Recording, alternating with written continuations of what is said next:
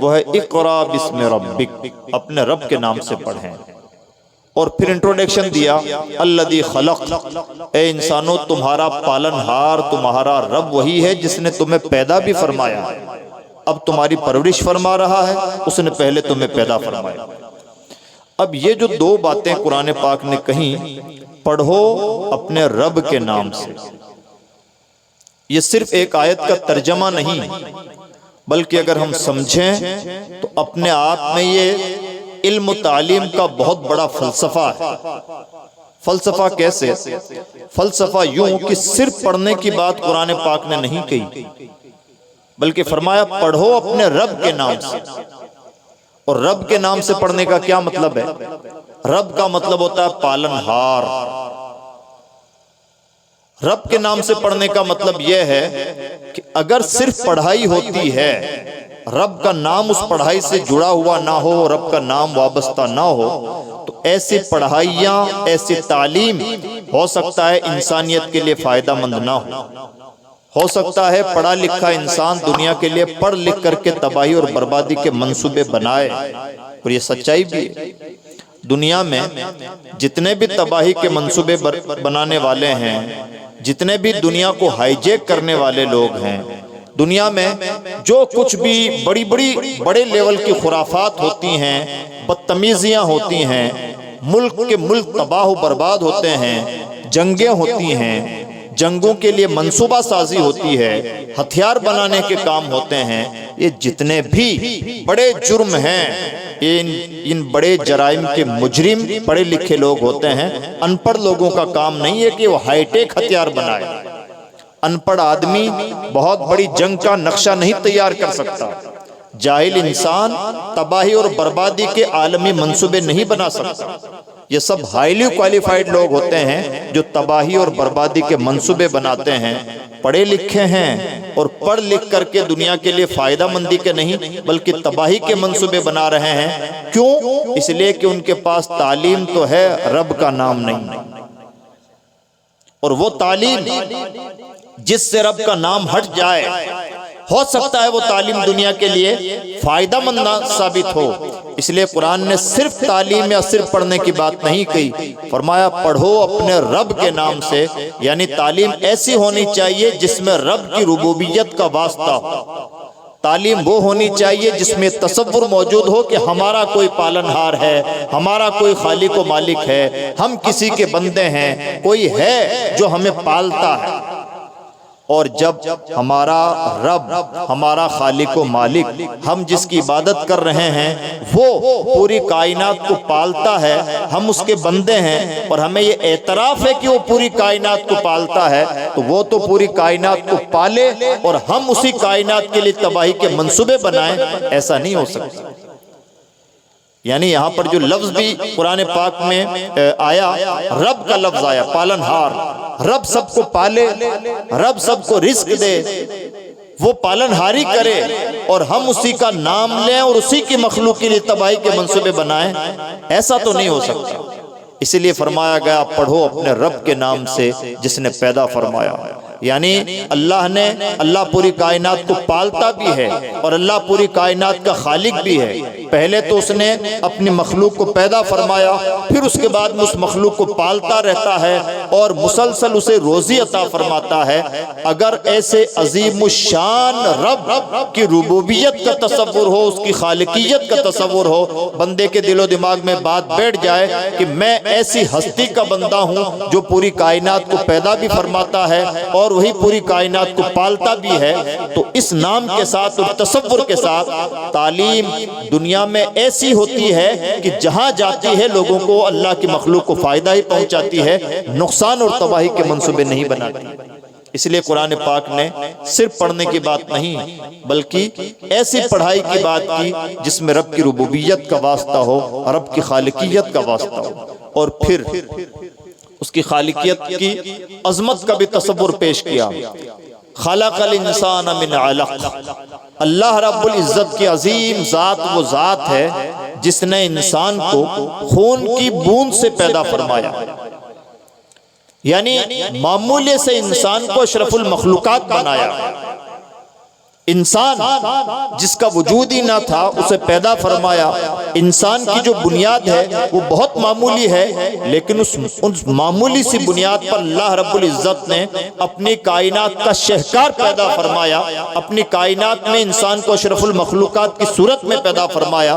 جو رب ایک خون کی بوند کو، ایک پانی کی بوند کو، ایک گوشت کے لوتھڑے کو اتنی عظیم شکل و شباہت دے سکتا ہے، اتنا عظیم بنا سکتا ہے، اس کے نام سے پڑھائی کرنے والوں کی بھی ذمہ داری بنتی ہے کہ وہ اللہ کی مخلوق کے لیے، انسانوں کے لیے وہی کام کریں جو انسانیت کے حسن میں اضافہ کرے، جو انسانیت کے جمال میں اضافہ کرے، جو انسان کو خوبصورت سے خوبصورت بنائے، جو انسان کو بہتر سے بہتر بنائے، اور جو انسان کو مفید سے مفید بنائے.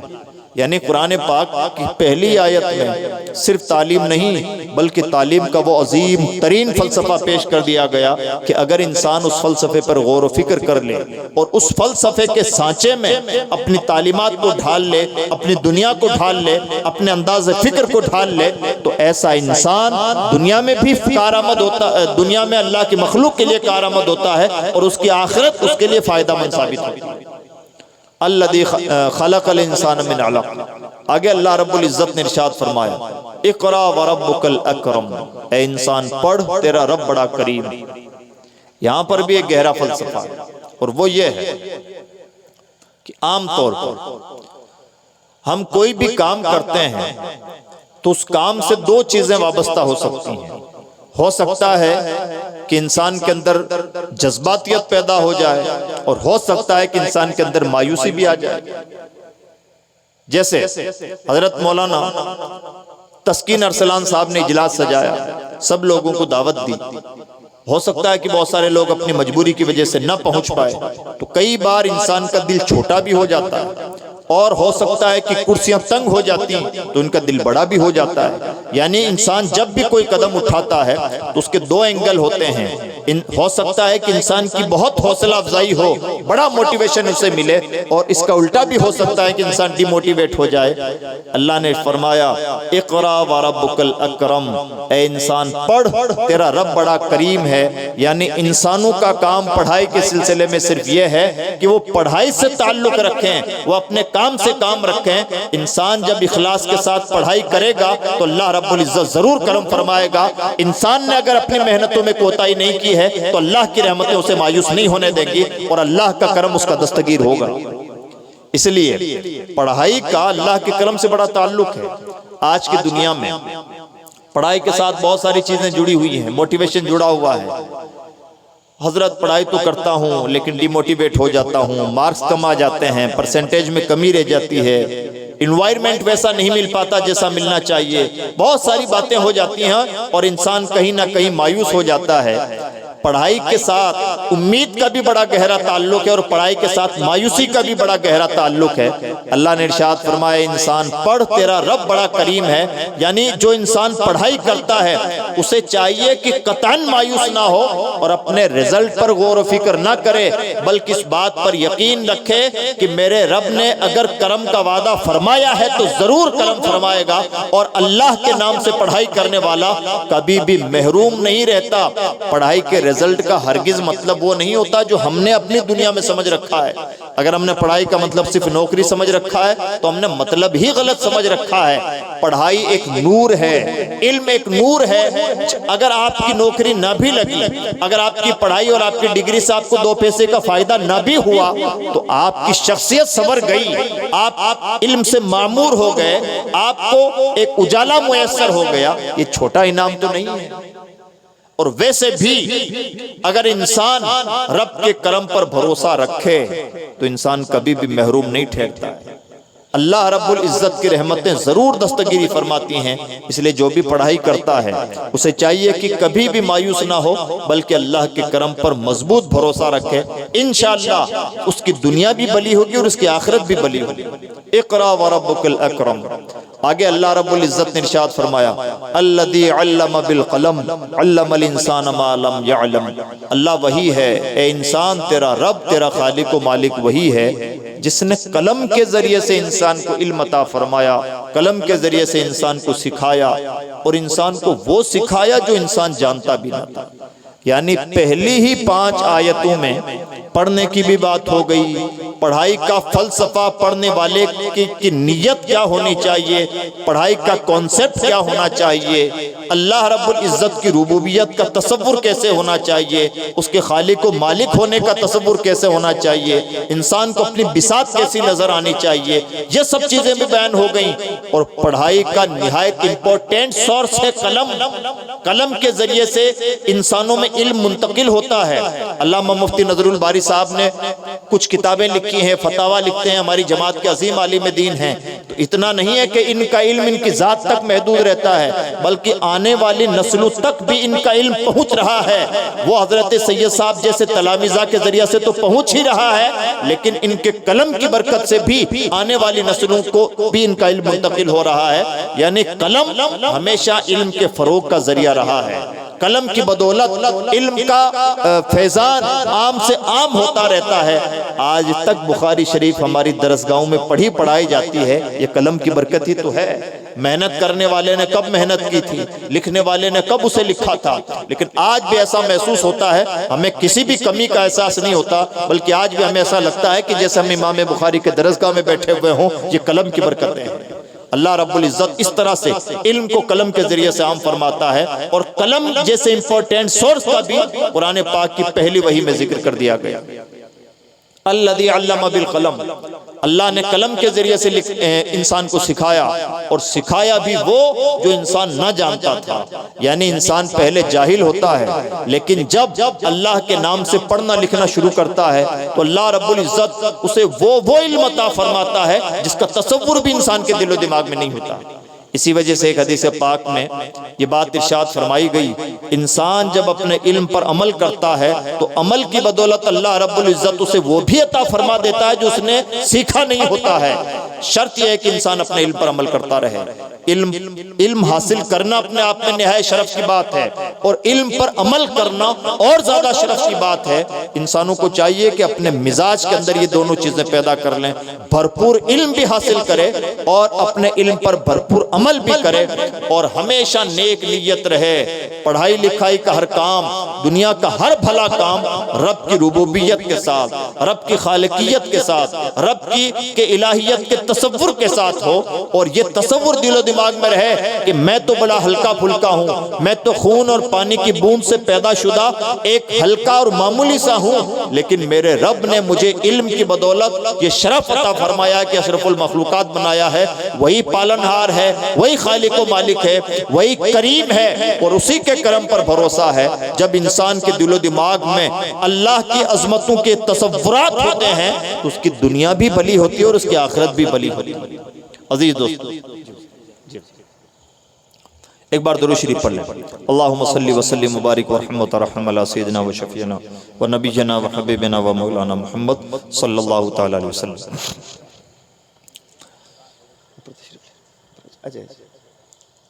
تو یہ عظیم تصورات ہیں، علم کے تصورات جو قرآن پاک نے پیش فرمائے، اور تمام چیزیں ان پانچ آیتوں میں قرآن پاک نے علم کا وہ نظریہ پیش فرمایا ہے، تعلیم و تعلم کا وہ عظیم نظریہ پیش فرمایا ہے کہ اگر اس نظریے پر کوئی بھی قوم اپنے تعلیم کی بنیاد رکھتی ہے، اپنے ایجوکیشنل سیٹ اپ کی بنیاد رکھتی ہے، تو ایسی قوم کو سرخرو ہونے سے کوئی نہیں روک سکتا۔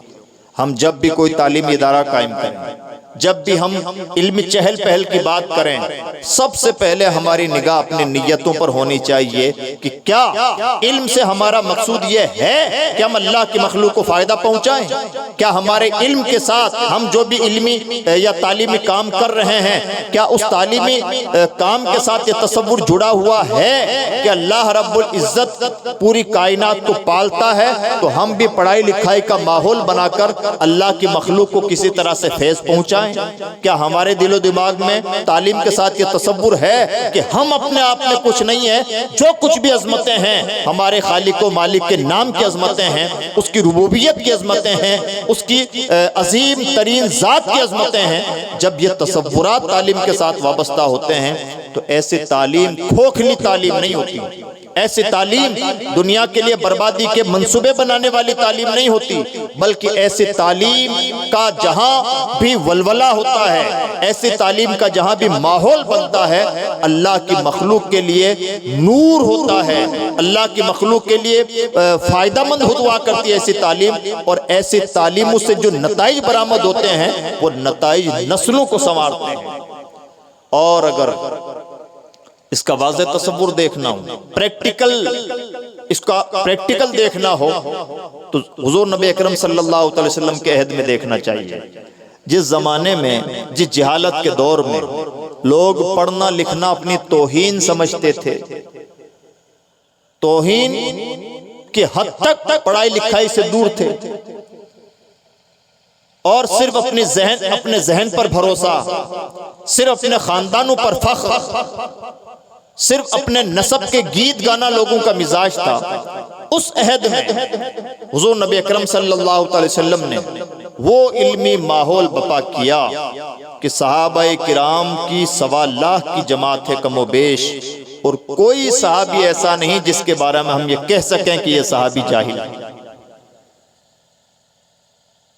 اتنی بڑی ٹیم، جب حضور نبی اکرم صلی اللہ علیہ وسلم مکہ میں تھے تو کلمہ پڑھنے والوں کی تعداد، صحابہ کرام کی تعداد 13 سال کی مدت میں کوئی 40 کے آس پاس ہوئی، اور جب مدینہ منورہ پہنچے ہیں تو صحابہ کرام کی جماعت بڑھنے لگی، اور 10 سال کے ٹائم پیریڈ میں 1 لاکھ سے زیادہ صحابہ کرام کی جماعت تیار ہوئی۔ اتنی بڑی جماعت، اور اس پوری جماعت میں کوئی بھی جاہل نہیں، اتنی اسپیڈلی، اتنی تیزی کے ساتھ کوئی شخصیت اپنے ماننے والوں کو علم عطا کر دے یا علمی ماحول بپا کر دے، یہ صرف اور صرف ذات رسالت کا معجزہ ہے۔ یہ پیغمبر اسلام کا عظیم ترین کام ہے، کوئی صحابی جاہل نہیں۔ اور یہ جو جماعت پوری کی پوری تیار ہوئی ہے، علم والوں کی جماعت، صحابہ کی جماعت، فضل و کمال والوں کی جماعت، تقوی والوں کی جماعت، تربیت یافتہ لوگوں کی جماعت، اہل نظر کی جماعت 10 سال کے ٹائم پیریڈ میں تیار ہوئی ہے۔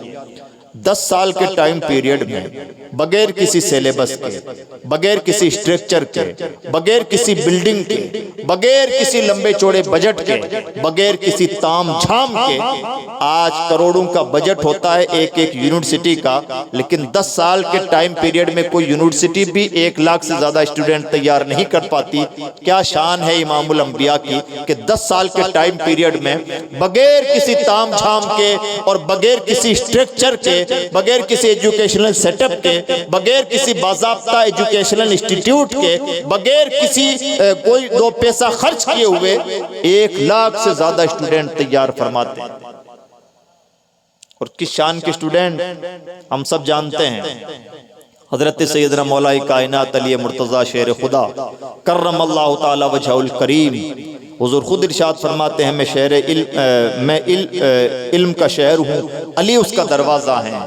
سوال یہ پیدا ہوتا ہے کہ علی نے علم کہاں سے حاصل کیا؟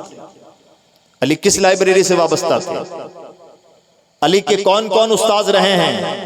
علی نے کن کن کتابوں کا مطالعہ کیا تھا؟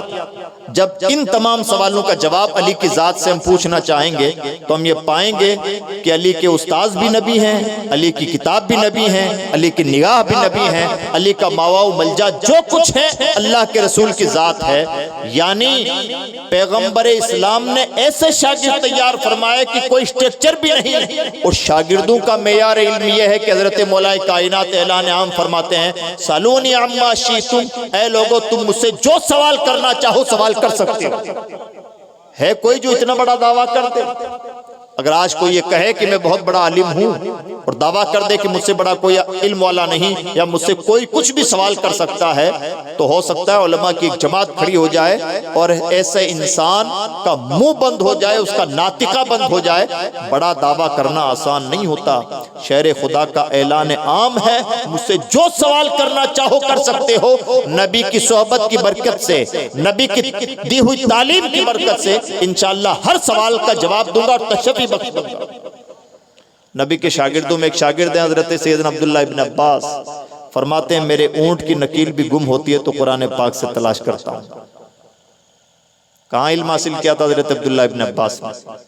کہ سب نبی کے شاگرد، یعنی بغیر کسی اسٹرکچر کے پیغمبر اسلام نے وہ علمی ماحول بپا کیا کہ ترمذی شریف کی ایک حدیث پاک میں حضرت سیدنا عمر فاروق اعظم رضی اللہ تعالیٰ عنہ سے مروی روایت ہے، حضرت سیدنا فاروق اعظم نے اعلان عام فرمایا، لا یبیع فی سوقنا الا من قد تفقہ فی الدین، ہمارے بازار میں خریداری کرنے کے لیے وہی آئے جو اپنے وقت کا فقیہ ہو، مفتی ہو، جس کے شاگردوں نے ایسا ماحول بنا دیا کہ پڑھے لکھے لوگوں کے علاوہ کوئی بازار میں نہ آئے۔ کیا دنیا اندازہ کر سکتی ہے کہ استاذ کا معیار علم کیا رہا ہوگا؟ کوئی ناپ سکتا ہے کہ جس کی نگاہوں سے یہ ٹیم تیار ہوئی ہے وہ شخصیت کتنی عظیم ترین شخصیت ہے؟ کیا کوئی اندازہ لگا سکتا ہے کہ اس کا معیار علم کیا ہے؟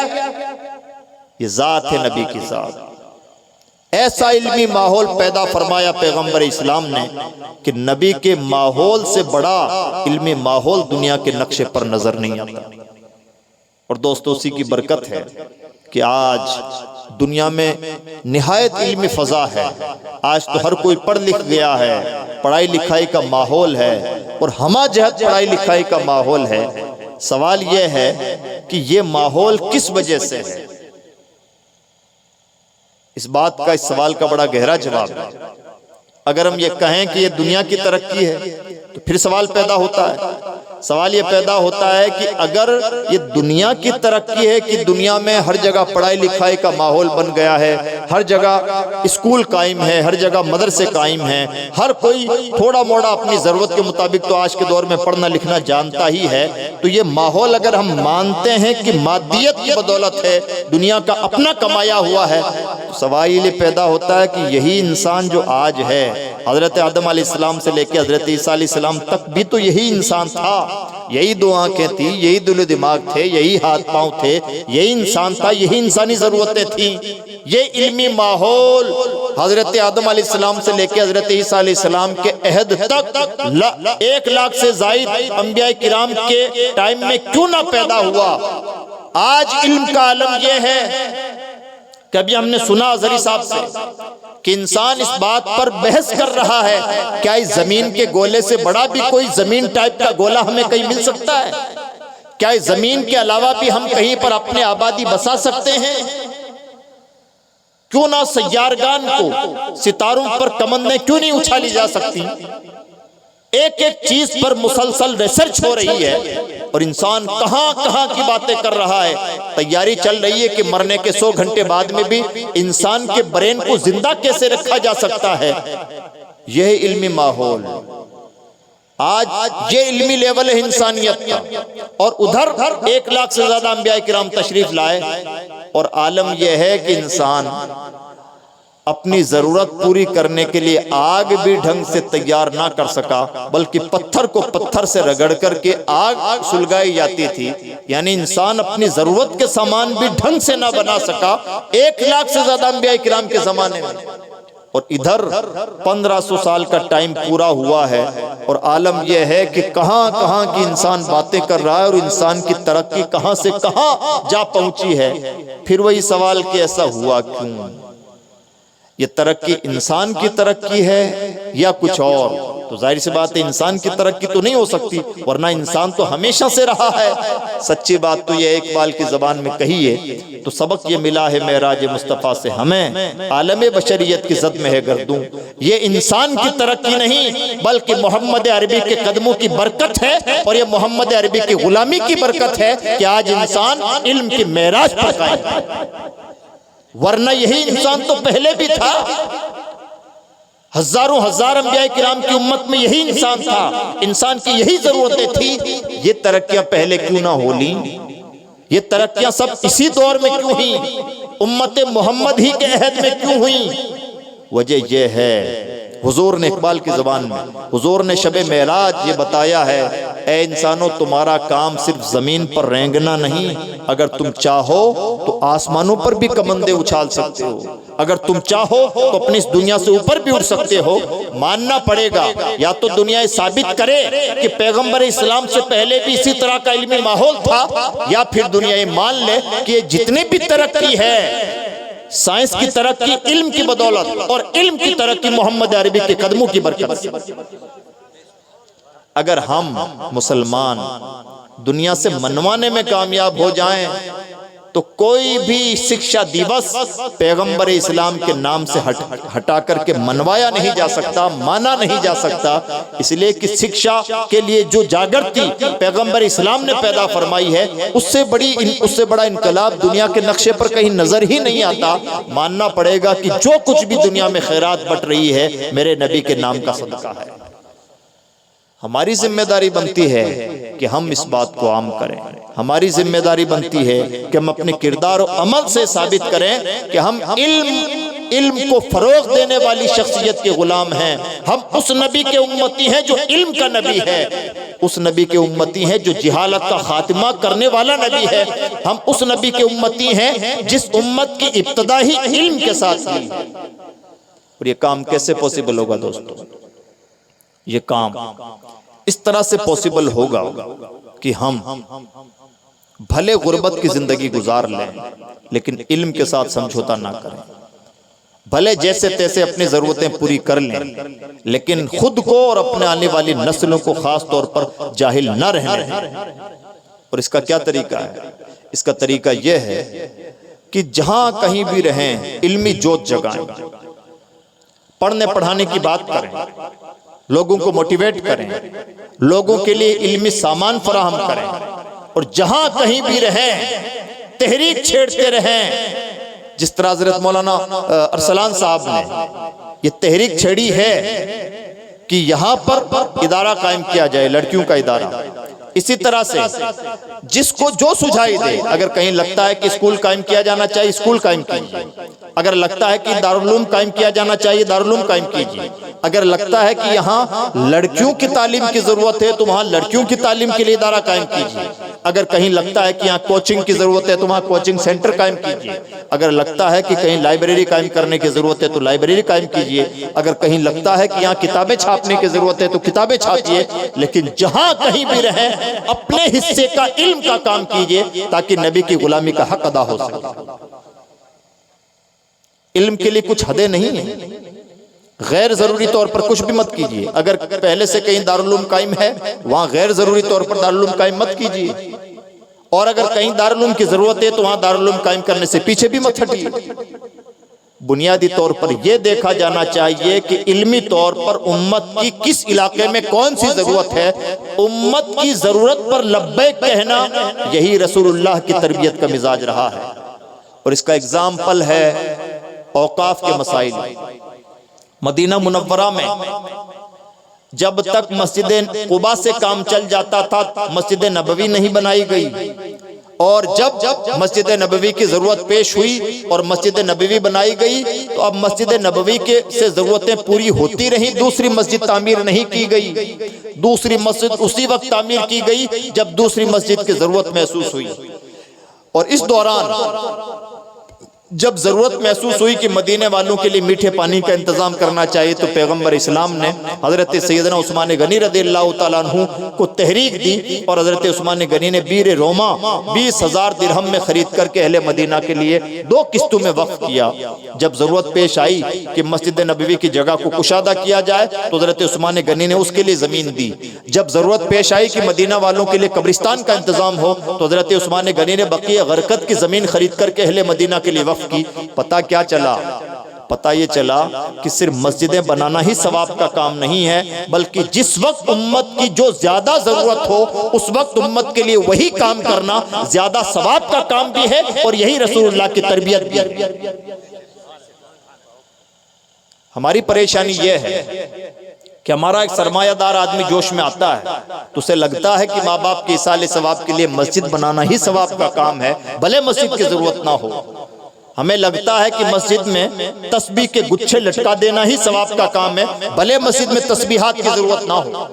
مسجد میں مصلے رکھ دینا، پاروں کی پیٹیاں رکھ دینا ہی ثواب کا کام ہے، بھلے ضرورت نہ ہو۔ ہم اپنی فکر سے نہ طے کریں بلکہ امت کی ضرورت کو پہلے دیکھیں، امت کو جس چیز کی جب ضرورت ہو وہی کام کریں، یہی زیادہ ثواب کا کام ہے، یہ رسول اللہ کی تربیت کا حصہ ہے۔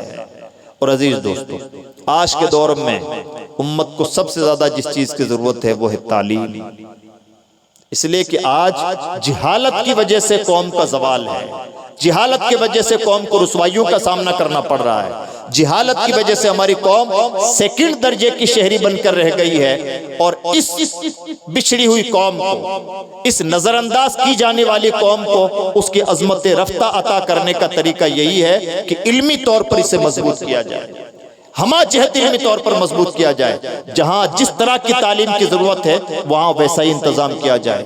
اور جب تعلیم کی بات ہو تو ایک کانسیپٹ کلیئر رہنا چاہیے کہ تعلیم رسم کا نام نہیں ہے، تعلیم بلڈنگ کا بھی نام نہیں ہے، تعلیم صرف فارمیلٹی کا نام نہیں ہے، تعلیم کوالٹی کا نام ہے۔ جب تک تعلیم کے اندر کوالٹی پیدا نہ ہو، نہ تو ہم تعلیم دینے کا حق ادا کر پائیں گے، نہ تعلیم لینے والا تعلیم لینے کا حق ادا کر پائے گا، اور اجتماعی طور پر دونوں ہی امت کے حق میں مفید نہیں ہیں بلکہ امت کے حق تلفی کر رہے ہوں گے۔ اس کو ایک اگزامپل سے سمجھیں، اگر کسی استاذ نے اپنے طالب علم کو، اپنے اسٹوڈنٹ کو قرآن پاک تو پڑھایا لیکن صحیح نہیں پڑھایا، تو مفتی صاحبان یہاں پر جلوہ افروز ہیں، جب تک وہ طالب علم غلط قرآن پاک پڑھتا رہے گا اور غلط قرآن پاک پڑھنے کی وجہ سے اس کی نمازیں یا اس کے پیچھے نماز پڑھنے والوں کی نمازیں برباد ہوتی رہیں گی، تو جس طرح سے صدقہ جاریہ ہوتا ہے، ثواب جاریہ ہوتا ہے، استاد صاحب یہ کیوں بھول جاتے ہیں کہ وہ ایک شاگرد ہی استاد کے لیے قیامت کے دن وبال جان بننے کے لیے بہت کافی ہے، سستا سودا نہیں ہے۔ استاذ بننا بہت شرف کی بات ہے، لیکن اس سے کہیں زیادہ ذمہ داری کی بات بھی ہے۔ تعلیم گاہیں ادارے قائم کرنا بہت اچھی بات ہے، لیکن ذمہ داری کی بھی بات ہے، لہذا جب بھی تعلیم کی بات کریں تو کوالٹی کی بات کریں، اس کا حق ادا ہو، تاکہ امتی ہونے کا بھی حق ادا ہو، تعلیم دینے کا بھی حق ادا ہو، اور تعلیم لینے والے کے لیے تعلیم لینے کا بھی حق ادا ہو۔ آپ کا علاقہ، سیمانچل کا علاقہ اس معنی کر کے بہت خوش قسمت ہے کہ ہاں ہماری ملت کے بڑے پائے کے علماء کرام گزرے ہیں اور موجود ہیں۔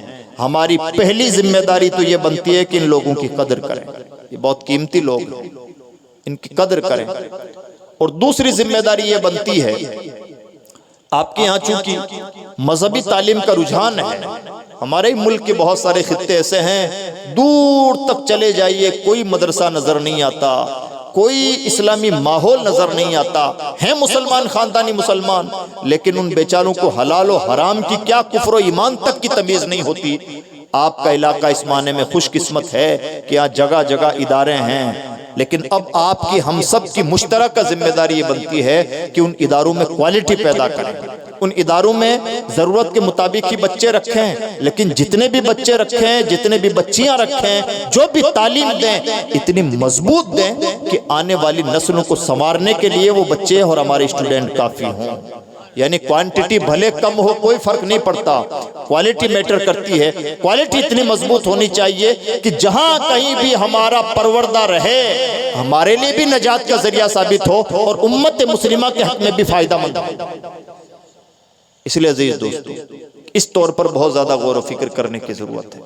اور آج کے دور میں تعلیم کا ایک اور مطلب بھی ہو گیا ہے، اور وہ یہ ہو گیا ہے کہ بطور مسلم ہمارا کام دینی تعلیم کے بغیر قطعاً نہیں چلنا، وہ ہماری روح ہے، لیکن اس روح کی جان ہے ماڈرن ایجوکیشن بھی۔ جس طرح سے روح کے بغیر کام نہیں چلتا، جسم کے بغیر بھی کام نہیں چلتا، اس لیے اسکولنگ کی تعلیم بھی اپنے بچوں کو ضرور دیں، دلوائیں، اور اپنے علاقے کی اسکولوں کو اچھے اسکول میں بدلیں، اپنے علاقے کے مدرسوں کو اچھے مدرسوں میں بدلیں۔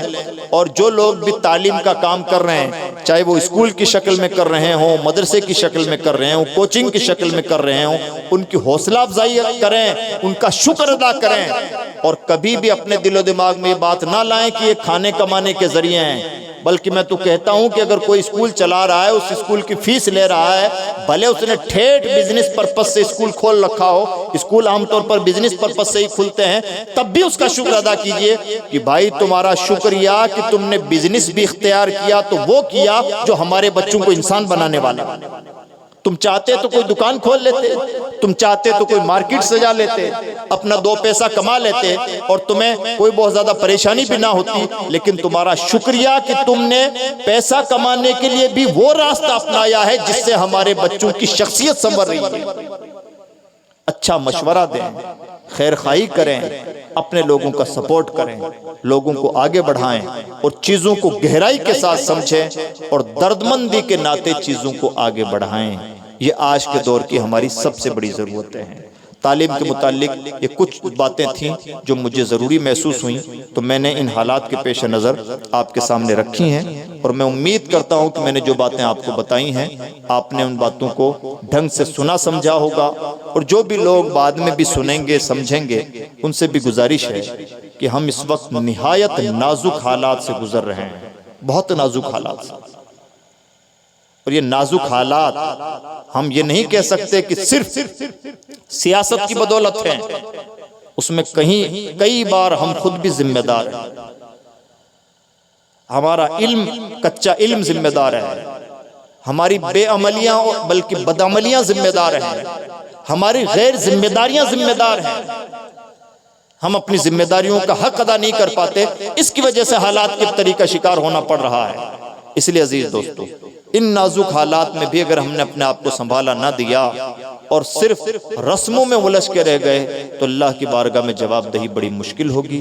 اس لیے آپ سے بہت احترام کے ساتھ اور درد کے ساتھ گزارش ہے کہ جس سے جو ہو سکے اس پرفتن عہد میں امت کی بھلائی کے لیے جتنا کر سکتا ہے نیک نیتی کے ساتھ، دردمندی کے ساتھ، اخلاص کے ساتھ اور محض اللہ کی رضا کے لیے کرے۔ دنیا آپ کی پیٹھ تھپ تھپائے یا نہ تھپ تھپائے، اللہ کی بارگاہ سے انشاءاللہ محروم نہیں ہوں گے، اور اصل اجر دینے والا وہی ہے۔ یہ وہ زمانہ ہے، ابھی حضرت مفتی نظر الباری صاحب کی بلا فرما رہے تھے، افسوس ہوتا ہے کہ ہمارے جو بڑے علماء جا رہے ہیں ان کی جگہ خالی ہی رہ جا رہی ہیں، ان کی جگہوں کو پر کرنے والا کوئی نہیں ہے۔ یہ بہت بڑا درد دل ہے ان کا، اور یہ سچ ہے کہ ایسا ہی ہے۔ اور المیہ تو یہ ہے کہ کون کب چلا جائے، کس کا کب بلاوا آ جائے، کچھ نہیں کہا جا سکتا۔ یعنی اچانک موتیں ایک روایت سی بن گئی ہیں جو قیامت کی نشانیوں میں سے ہیں۔ اس لیے ہم سب کی ذمہ داری بنتی ہے کہ ہم مرنے سے پہلے کچھ ایسا سامان لے کے مریں کہ اللہ رب العزت کی بارگاہ میں سرخرو ہو سکیں، اللہ کی بارگاہ میں چہرہ دکھا سکیں۔ اللہ رب العزت کی بارگاہ میں دعا ہے کہ پروردگار ہم سب کو کہنے سننے سے کہیں زیادہ عمل کرنے کی توفیق عطا فرمائے، اور ہمارا جو ادارہ حضرت مولانا تسکین ارسلان صاحب نے قائم کیا ہے، جس کے لیے مزید جد و جہد کر رہے ہیں، اس ادارے کو اللہ خوب ترقی عطا فرمائے، اور اللہ کرے کہ خلق خدا کے دل ہمارے جو جتنے بھی اہل سنت و جماعت کے تعلیمی ادارے ہیں، تنظیمیں ہیں یا اچھے لوگ ہیں، اچھا مزاج جہاں کہیں بھی پایا جاتا ہے، اللہ کرے کہ ان سب کی حوصلہ افزائی ہو۔ دوران گفتگو بلکہ شروع محفل سے اب تک کسی سے کوئی بھی بات خلاف شرع ہو گئی ہو تو ہم تمام حاضرین اپنے رب کی بارگاہ میں تمام لوگوں کو گواہ بنا کر سچے دل سے توبہ کرتے ہیں۔